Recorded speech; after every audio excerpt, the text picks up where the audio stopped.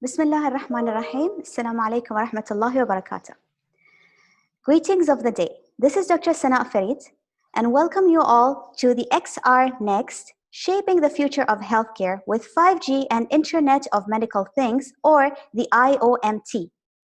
I'm a general surgeon, co-founder of Munfarid, and the president of the MENA chapter and digital health co-chair at the VRAR Association. We are so delighted to have with us today some of the most reputable experts driving the digital transformation in healthcare. Please join me to welcome Dr. Mazin Gadir, Director of Partnerships and Bid Management at IQVIA, serving the combined industries of health information technology and clinical research, and Mr. Khalid Ghaloua Adine, Head of Digital Healthcare Vertical at Etisalat. Etisalat is a leading telecommunication company which is also the world's fastest mobile network provider. Thank you for your valuable time to discuss the drivers for the healthcare trends. Today, our discussion will mainly focus on what is intelligent connectivity and why is it important, especially in the healthcare industry? What is the strategy to implement 5G connectivity and some of the use cases? And we will discuss the most common trending advances and the way forward in digital healthcare. It has been an extraordinary time for digital healthcare, and the new year will bring continued growth. Digital applications are helping patients become better decision makers for their own health by providing personalized insight, while helping healthcare providers excel in service providing. Digital technologies are constantly evolving and finding new applications in healthcare. Fundamentally, as technologies advance, so does the need for intelligent connectivity, as it is the medium through which all information is exchanged. Starting with Mr. Khalid. First of all, very pleased to have you with us. Would you please like to enlighten us? How would you define the 5G revolution in healthcare? Hi, assalamu alaikum. Thank you very much, Dr. Sana. And thank you for having me here with such a great panel. It's a pleasure, to share some thoughts with you. So, definitely, we have seen, while improving, augmented reality, for example, virtual reality and spatial computing are already being used in the healthcare industry, right? So on limited basis. If today we are trying to put a focus in the 5G, right? So it may eventually further enhance a doctor ability to deliver innovative, and less I will say invasive treatments. So among 5G's many ultimate potential applications, some such as more exciting, evolved the role in simulating complex medical scenarios. By using, for instance, if we take one of the use cases, which is like, real-time remote monitoring. So by using IoT devices, healthcare providers can monitor patients and gather data that can actually be used to improve personalized and preventive care.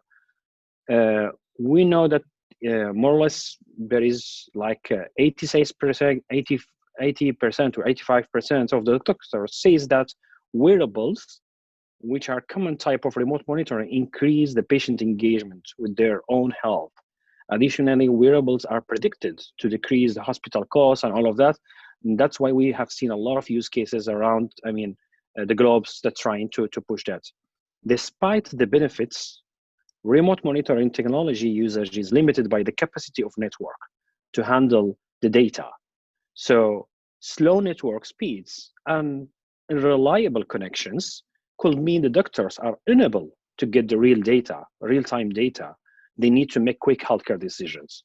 And that's why with 5G technology, which has lower latency and higher capacity, I would say the healthcare system can offer remote monitoring for more patients. Provider can then be confident that they will receive the data they need in real time and can provide the care the patient they need and expect. Thank you, Mr. Khalid. So it seems from your discussion that, as usual, we are used to technology, although it scares us in the beginning, eventually it is coming to help us. Absolutely, absolutely. I think that here the technology is an enabler for certain use cases that we were thinking about them, I mean, for some good time right now, but we don't have the real infrastructure to make them happen, right? So why we are seeing right now a lot of, for example, telehealth and the usage of the video calling in addition to other services to have the entire use case of the telehealth and all of that is because there is a readiness of the infrastructure, is because there is some technology that harness those use cases. So yes, definitely, technology is the enabler of those scenarios. I absolutely agree with you. Today is the right time. Dr. Mazin, thank you for joining us. What are some of the digital transformation lessons learned in 2020 in healthcare? Of course, it has been a roller coaster year for so many industries, but mainly healthcare. How would you describe the digital transformation? Thank you so much for the invitation, and it's really good to be with you, Doctora, and my brother Khalid Bardo. So, look, I mean, the lessons are, this is an ocean, this is a tsunami of lessons learned. In the last 9 months, every stakeholder in healthcare has reinvented their mindset. They've started thinking differently. From a regulator perspective, if I'm a healthcare regulator, I'm talking about hyper legislation, hyper regulation, in a very short time, you are literally issuing a lot of policies and regulations to cope with the situation. So that's what we call the hyper regulation atmosphere. Okay, I love to use a word that I've learned from my brother Khalid, infodemic, right? As a regulator, you are lessons learned. You are using social media, digital sources to try and defeat rumors and negative news spreading, because this is what happens during the pandemics. You need to make sure you ultimately secure your sources of truth. And as a regulator, there's a lot of great work that has been done in the UAE and GCC countries to try and tunnel the source of truth to the audience, to spread calmness and sense into the community. Number one. Number two, if you are a provider, what is my digital transformations lesson learned? I'm no longer looking for 5-year strategies. If I'm a hospital or a clinic, I'm looking at 1 to 2 year strategies. I'm looking at my partnership. Am I partnering with digital transformation vendors and collaborators? Etisalat, are we talking about all the different players in the market? Are we working with EMR companies? Are we working with data management companies? We need to make sure that we leverage our vendors, our partners. There is a lot of great examples, as Khalid mentioned, great national organizations like Etisalat that is investing a lot in securing your infrastructure, making sure it's secure, it's protected, you're able to carry on working borderless. Your clinicians are enabled, empowered, your patients are secured, are distantly looked after. So from a provider perspective, lessons learned, digital transformation, assess my digital infrastructure, look at my agile architecture. Do I have the tools in place?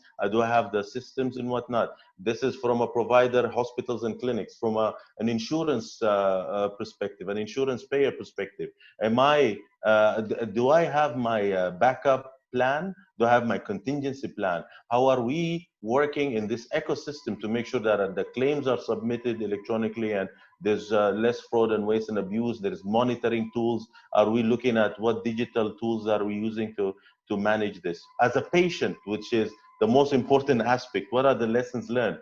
my mobile phone has to be charged as a patient, right? So I need to make sure the apps are there. I'm using a proper network. I personally, as a resident in the UAE, my lessons learned, my network at home managed to carry me and my family, connect me to the pharmacy, make sure that I connected to my network of doctors. My network hasn't failed me. And by the way, I'm an Etisalat user, so just to let you know. But anyway, this is a use cases that have been proven to look at digital transformation, not on just a regulator level, not at a provider level, not at only a payer level, at a patient level, at a vendor level, and this has re-engaged us again.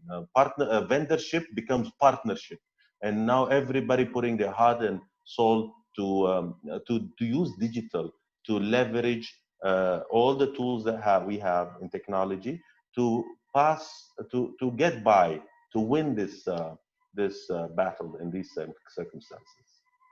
Excellent, Dr. Mazin. You have explained it very well that it is the responsibility of the regulators and policymakers to keep all stakeholders in line in order to truly leverage the potential of technologies for healthcare. Living here in this part of the world, we also understand that the collaboration and the synergy with the end user, whether it's a healthcare provider or the patient, is very essential, and it has helped us to position the healthcare system locally as one of the leaders in the world.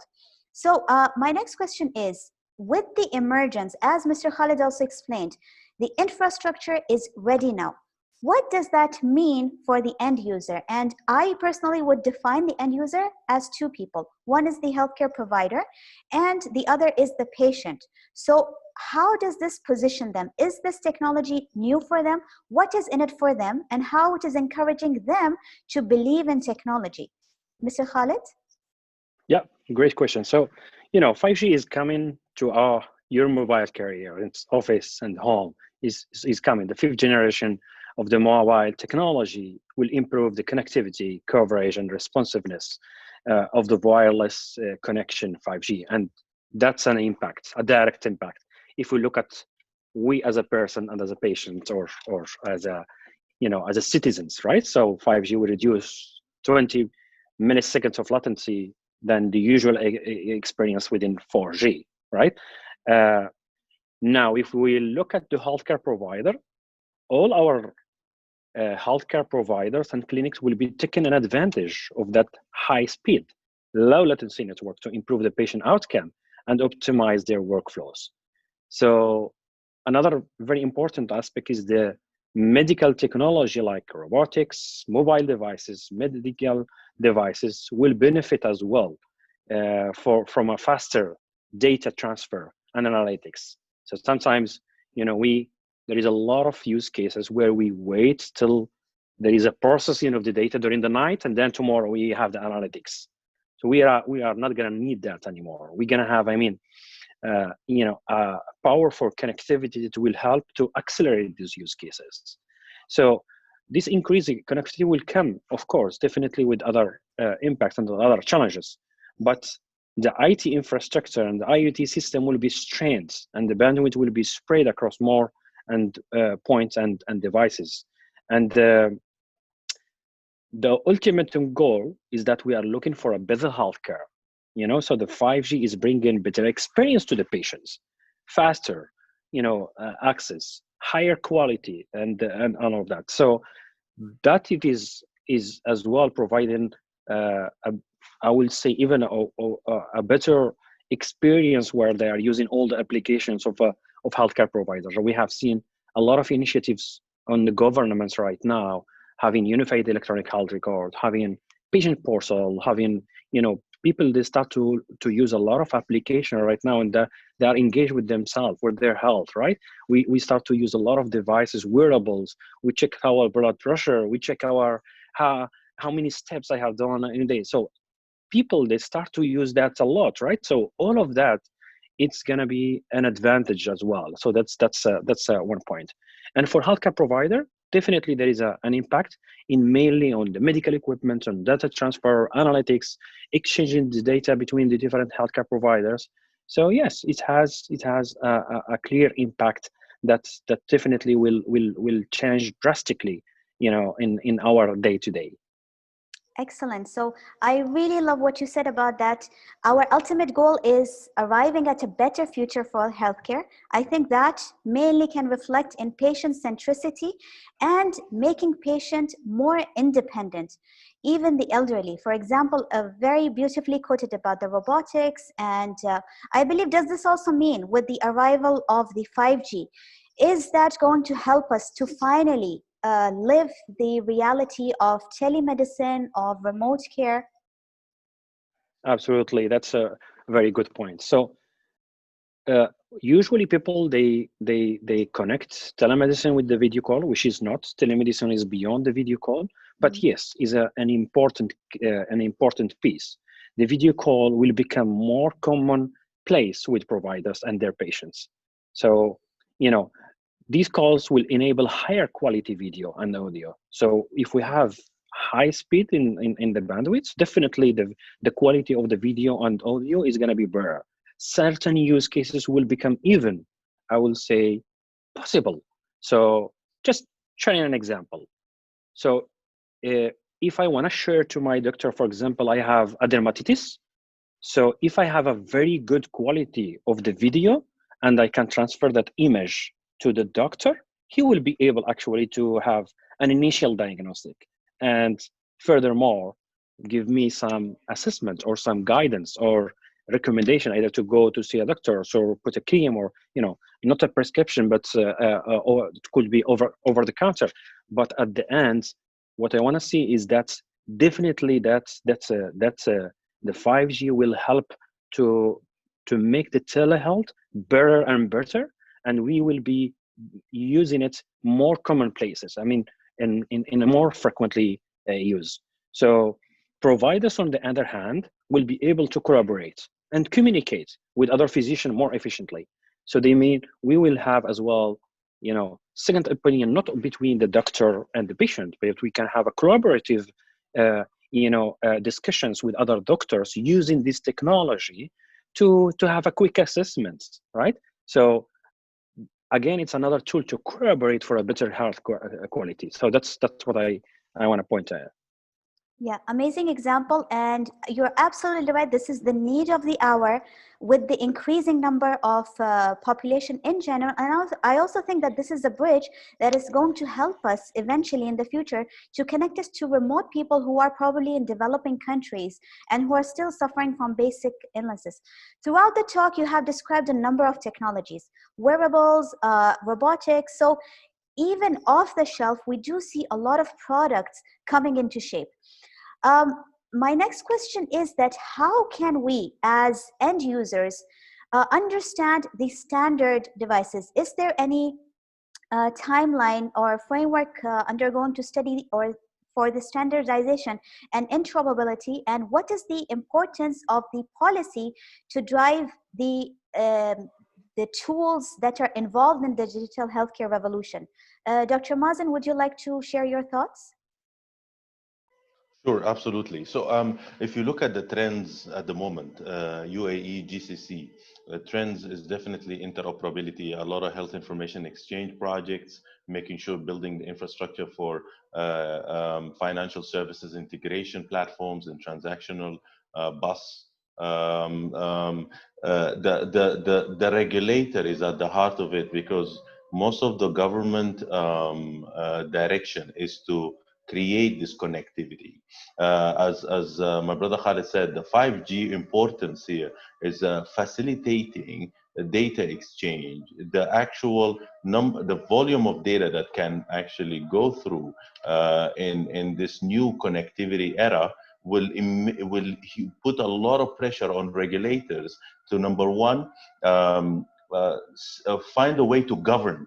So much data is going to be accumulated, so much more data than it used to be. Number one. Number two, what are the tools that they will put out there, not only for the providers, but for the providers to aggregate data, for the patients and the patient advocacy groups to exercise consent and be able to manage the privacy and the confidentiality of their data, right? And then obviously technology partners who can come in with the tools to try and dissect and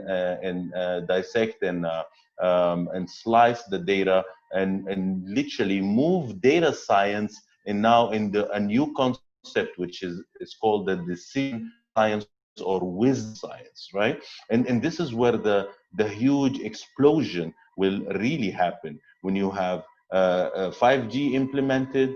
There's much more data, great applicability, great quality of data that is being presented and accumulated and aggregated, and hence allowing even the regulator to catch up, because don't forget, data governance is going to be an important aspect.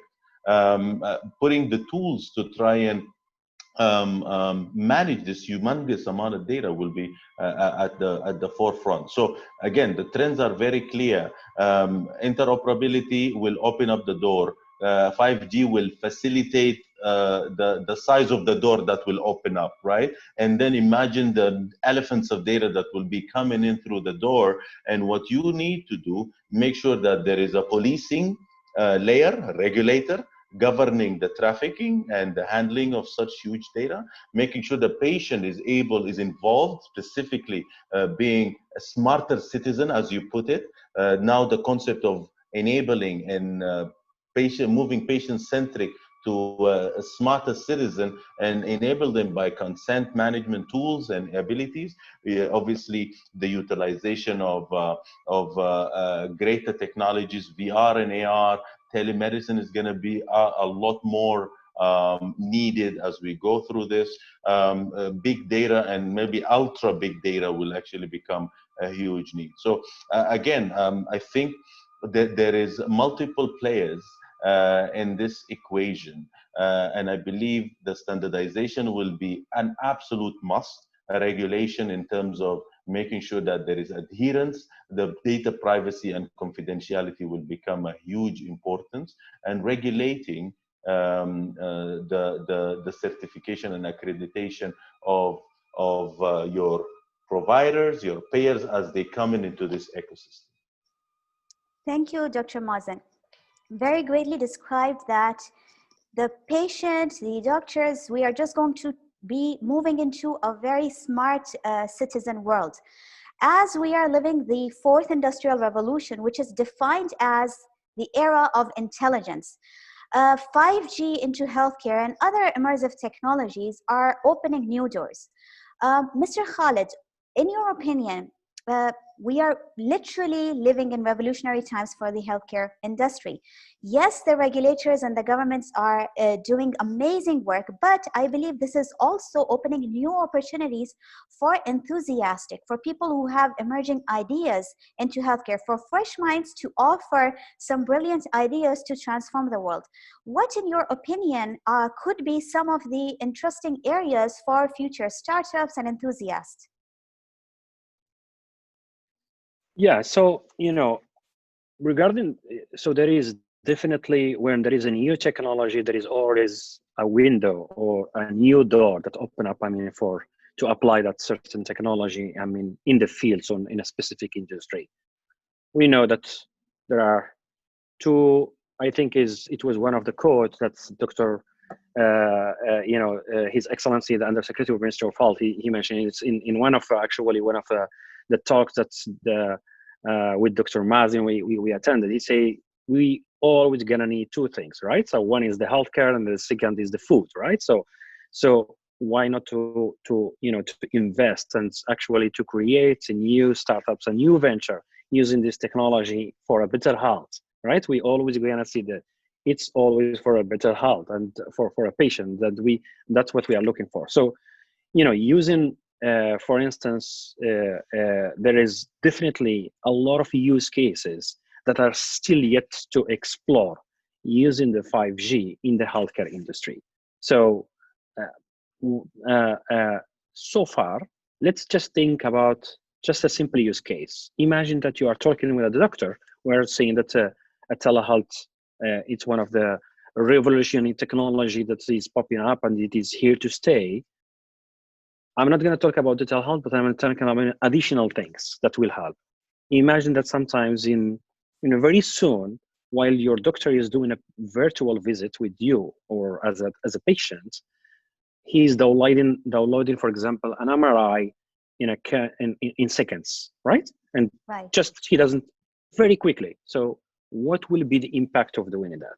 So this is one of the use cases. Is someone is doing that? Is there really this someone is already using this technology in order to make it happen? So that's the type of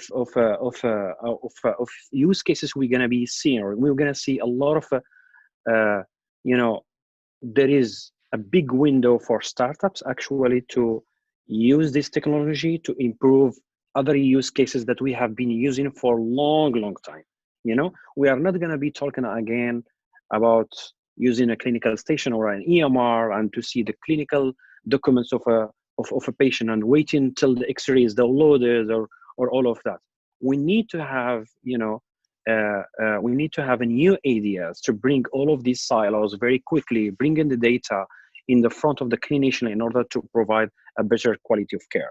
So I think that we're gonna be seeing a lot of startups trying to do a new adventures.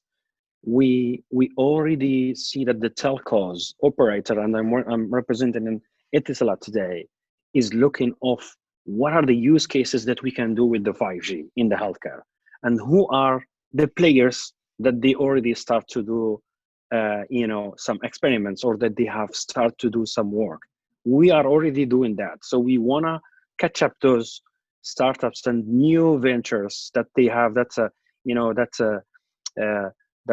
they will help us to make that. So we need that type of partners. We need to partner with these startups and to create that ecosystems in order to deliver some certain use cases. We're never going to be doing everything by ourselves. We need help, we need partners, and we need a lot of startups.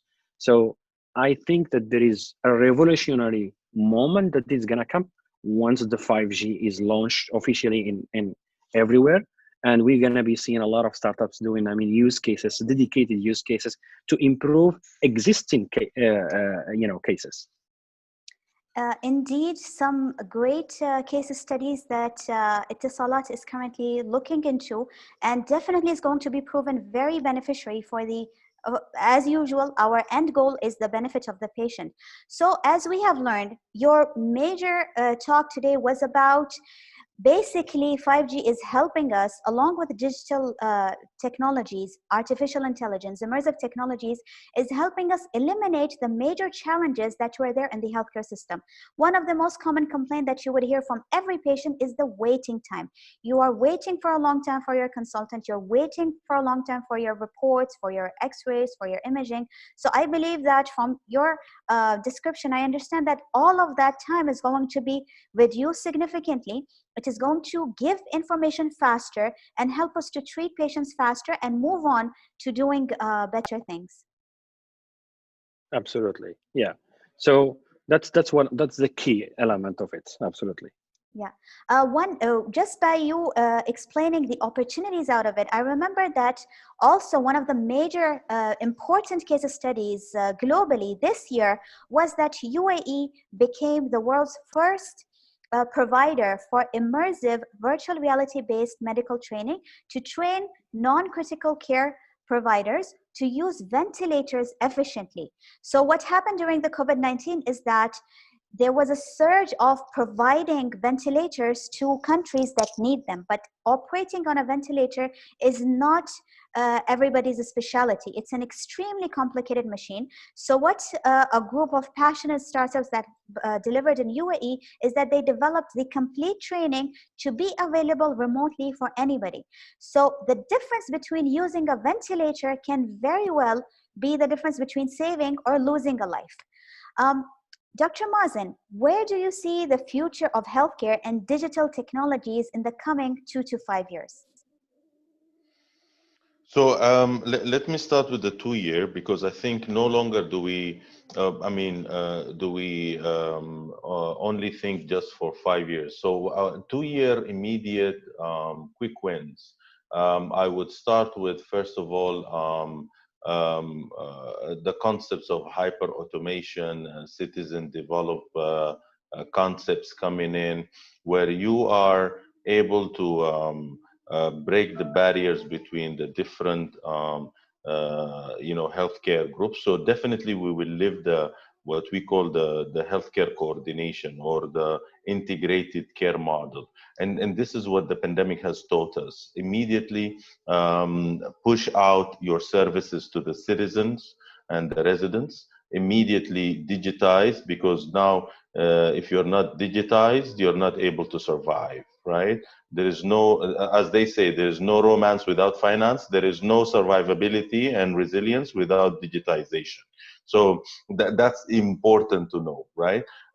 So you will see a lot of the providers specifically looking at their digital infrastructure in the next 1 to 2 years and try to fill in the gap by first looking at their workforce. So build their skill set, make sure that they're digitally enabled, they are able to resemble the workforce of the future, give them the move your training on the cloud, push more e-learning for your clinical staff and non-clinical staff who are at the moment fighting the pandemic in the front lines, and our heart and blessings go to them, right? So how do you actually tackle the clinicians burnout?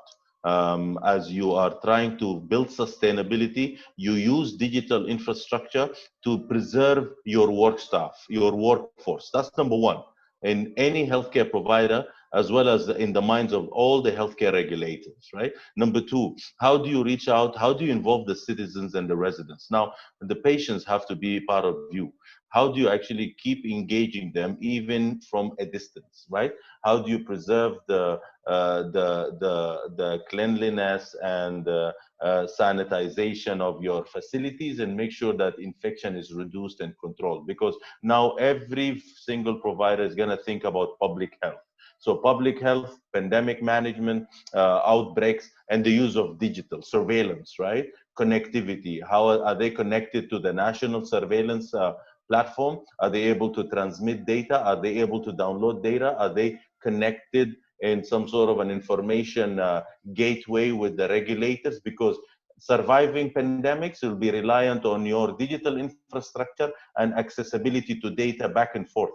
Even if you are a private player, private sector player, you have to play now not alone, not just for your profit. You have to play with a team. You have to collaborate with your other private sector players, whether they are providers, payers. You have to speak to your insurance company and collaborate more. So definitely number two is bringing your patients closer to you and look at your partners, right? How can we partner more with your vendors, with your infrastructure providers, with your digital platforms to get them those use cases, as my brother Khalid mentioned, make them more of a reality. And then number four, make sure that you also, your policies and your regulation, your governance is adhered to